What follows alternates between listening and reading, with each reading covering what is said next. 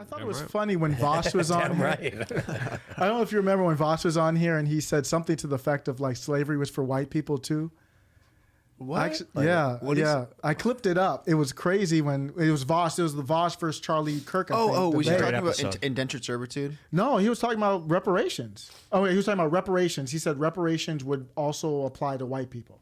But in what capacity? What does he mean? I think he meant more like it would be based on income type of stuff, no matter what color you are. Oh, yeah. I mean, I think if there's going to be anything like this, it can't be direct cash. It needs to be investment, and it needs to be on class, not race. Yeah.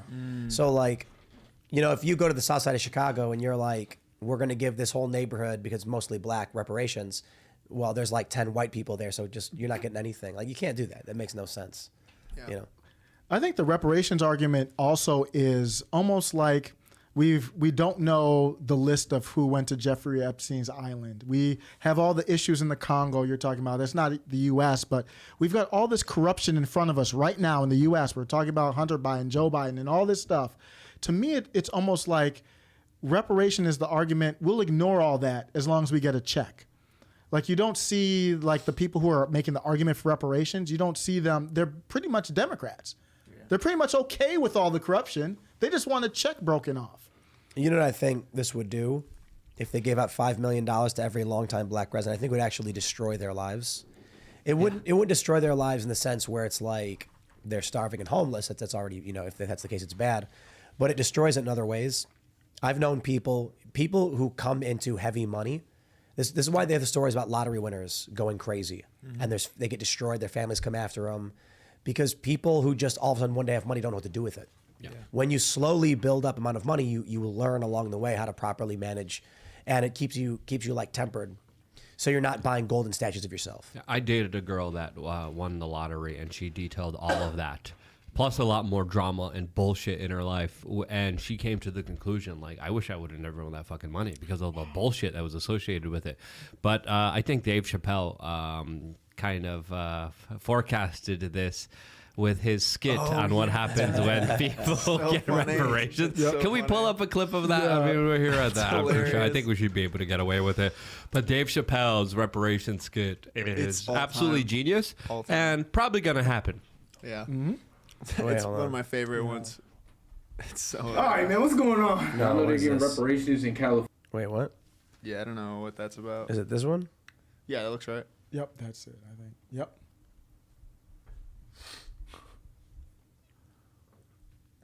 And now, a News Center 3 special report with Frank Dobson and Chuck Taylor. Good afternoon. I'm Chuck Taylor.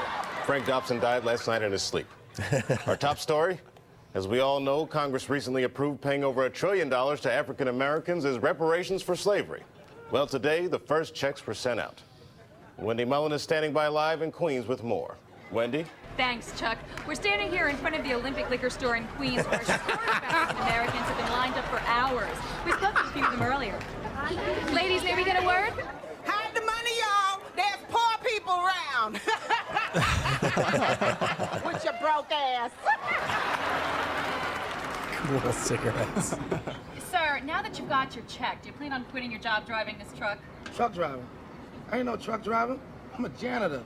Janitor? That's right, baby. I just bought this truck straight cash. And I got enough cigarettes to last me and my family for the rest of our lives. I'm rich, y'all. So, Chuck, as you can see, it's been a pretty amazing day. Back to you. Wait, Wendy, let me get this straight. Why aren't there any banks in the ghetto? Well, Chuck, that's because banks hate black people, but I think that's about to change. Back to you. That's about to change. You're right, Wendy. Hot damn almighty, I bet you're right. Oh, man. Well, these checks aren't just affecting things on Beach Street. Wall Street is having a big day as well. Our financial correspondent, Michael Peterson, is there. Michael, what's happening? Chuck, a lot of activity, as you can imagine, here on the market. These people are spending money like hotcakes. Get this, Sprint stock has skyrocketed after the news that 2 million delinquent phone bills have been paid.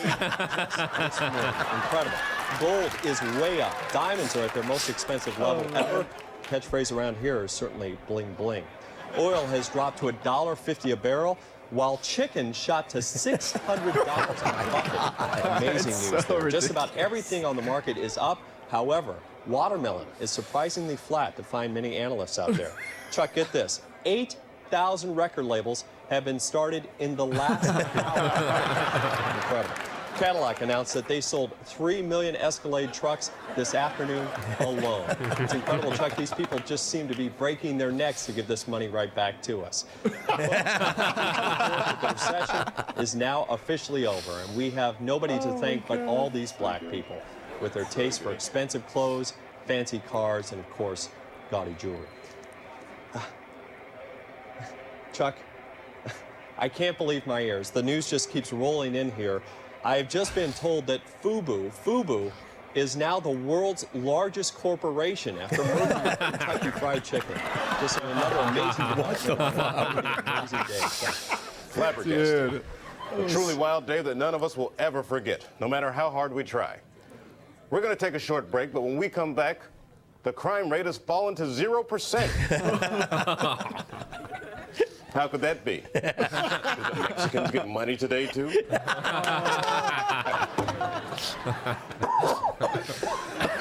So good. Oh my God! Wow, that hurts. Dave Chappelle hits different, man. It's so different. Like Holy Telemundo, though. Could he do that now? no way. No.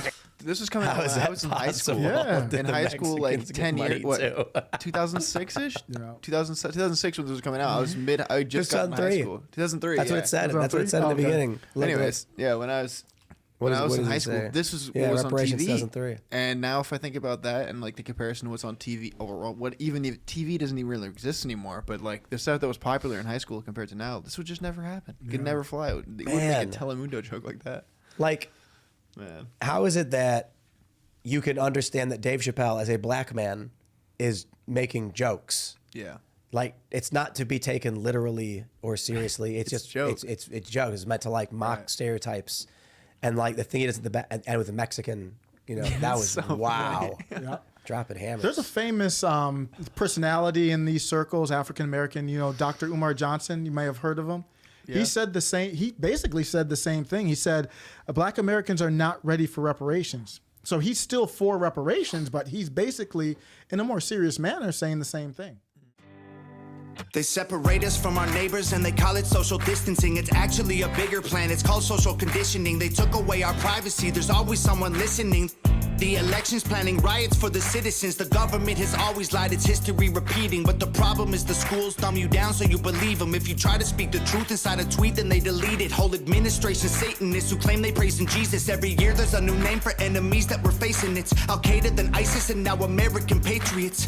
Who would have thought those who love the country the most would be hated on by folks who call America home? Both political parties are equally just as evil. They've been working for themselves, don't give a damn about the people.